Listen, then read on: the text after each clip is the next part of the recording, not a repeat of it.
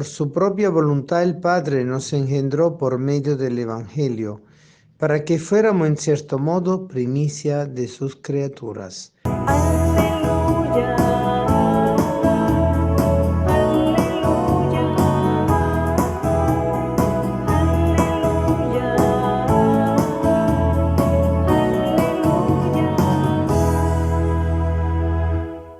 aleluya. El Señor esté con ustedes y con tu espíritu. Lectura del Santo Evangelio según San Mateo. Gloria a ti, Señor. En aquel tiempo, cuando Jesús desembarcó en la otra orilla del lago, en la tierra de los Gadarenos, dos endemoniados salieron de entre los sepulcros y fueron a su encuentro. Eran tan feroces que nadie se atrevía a pasar por aquel camino. Los endemoniados le gritaron a Jesús: ¿Qué quiere de nosotros, Hijo de Dios? ¿Acaso ha venido hasta aquí para atormentarnos antes del tiempo señalado? No lejos de allí había una numerosa piara de cerdos que estaban comiendo. Los demonios le suplicaron a Jesús: si vienes a echarnos fuera, mándanos entrar en esos cerdos. Él le respondió: está bien. Entonces los demonios salieron de los hombres, se metieron en los cerdos, y toda la piara se precipitó en el lago por un despeñadero, y los cerdos se ahogaron. Los que cuidaban los cerdos huyeron hacia la ciudad a dar parte a todos de aquel acontecimiento y de lo sucedido a los endemoniados. Entonces salió toda la gente de la ciudad al encuentro de Jesús, y al verlo le suplicaron que se fuera de su territorio. Palabra del Señor. Gloria a ti, Señor Jesús. Es tremenda la figura de Jesús, así como nos lo relata hoy el Evangelio de San Mateo. Tremenda no en el sentido de mala, sino donde muestra todo su poder, que de manera taxativa e imperativa envía a los demonios desde los dos endemoniados a la piara de cerdo. Pero evidentemente hay un significado subyacente a todo esto. Primero, que el Señor se apiada siempre del hombre, y cuando el hombre está atormentado por el demonio, tentado por el demonio y aprisionado por el demonio, y por lo tanto su misión es dar a conocer su condición de hijo de Dios, pero al mismo tiempo realizar esa presencia predicando, evangelizando, sanando, curando y liberando, es decir, eliminando el padre de la mentira para devolvernos el verdadero padre, que es su Padre.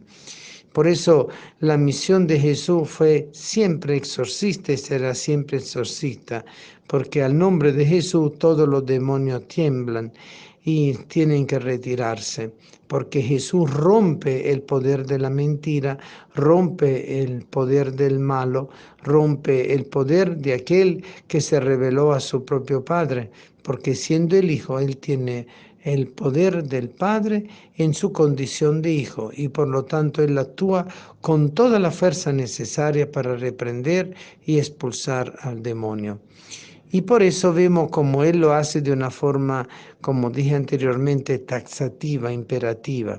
Pero al mismo tiempo hay un diálogo entre los demonios y Jesús. Lo que Él iba a sacar de los dos endemoniados, le piden: por favor, sácanos y métenos en la piara de cerdo que andan por ahí. Evidentemente el cerdo, a pesar de ser muy útil y muy sabroso y ser utilizado con toda su uña, pezuña, hueso, carnes, piel, etcétera, etcétera, además de eso, también representan un poco el sentido de lo sucio, de lo inmundo, de lo cochino, como valga la redundancia, ¿no?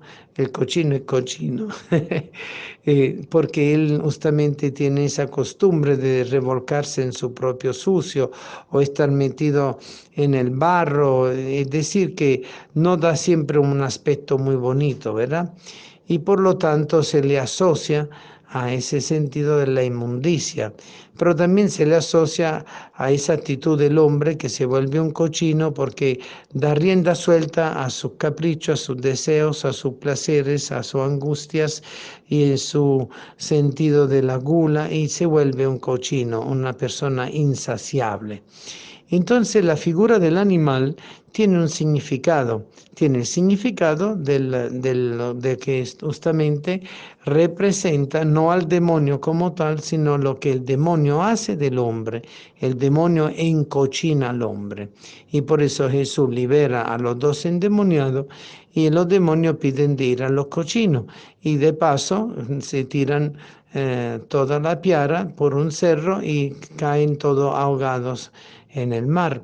Es un significado grande a nivel espiritual, es la victoria de Cristo, el poder de Cristo sobre el demonio y la liberación de la persona que vive de la justicia de Dios y que una vez recuperada su propia liberación puede verdaderamente acudir al único Padre, que es el que Jesús le muestra.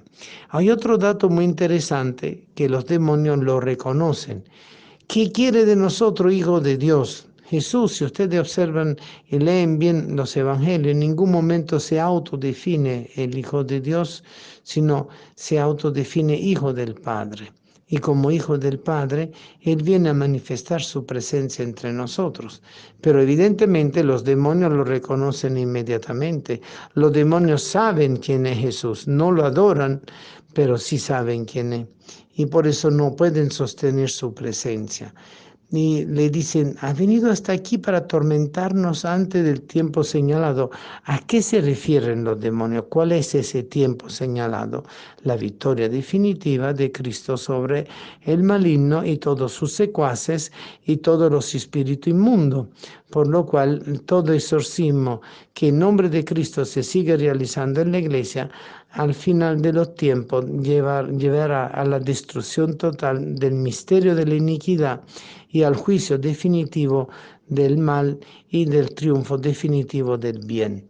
Por eso los demonios saben eso, no es que no lo saben, ellos saben que tienen un tiempo limitado, ellos saben que van a ser destruidos, ellos lo saben, y por eso bajan al hombre para destruir al hombre, para que al hombre no le dé tiempo poderse salvar y para echarle a perder a Dios la obra de la redención, porque si destruye al hombre, ya Dios no puede rescatarlo, pero si Cristo viene a rescatarnos, aun cuando estamos bajo la presa de ello, Él puede recuperarnos y el demonio nos va a perder miserablemente a cada uno de nosotros. Por eso es muy importante, sin caer en esa demonización, viendo diablo y cuerno por todos los lados, o rabo de sapo por todos los lados, nosotros tenemos que aprender a discernir lo bueno y lo malo. Tenemos que aprender a discernir entre el Espíritu de Dios y el espíritu del mal.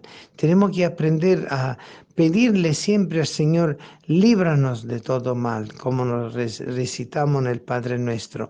Por eso el Papa Francisco nos dijo que el Padre Nuestro es una oración de exorcismo.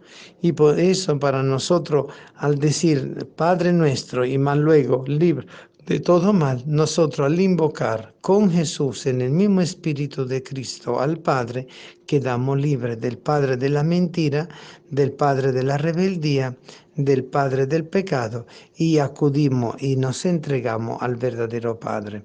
Toda la lucha está realizándose alrededor de la verdadera paternidad de Dios y de la verdadera filiación que cada uno de nosotros tiene en nombre de nuestro Señor Jesucristo.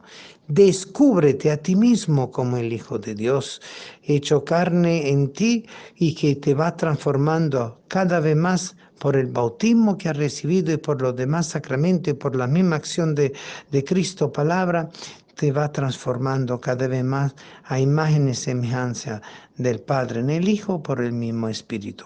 Es el misterio que Dios quiere que nosotros vivamos en la cotidianidad de la vida, en los esfuerzos, en los sacrificios, en las luchas interiores, en los problemas, en la confrontación entre la moralidad y la inmoralidad, entre el bien y el mal, donde cada uno de nosotros está llamado a abrirse a la acción liberadora de Cristo. Todos podemos ser corderos de rebaños de Dios en vez que cerdos. Que el Señor nos ayude a ser verdaderamente hombres y mujeres libres del pecado y de la inmoralidad para poder crear ese reino de Dios entre nosotros y dentro de nosotros. Amén.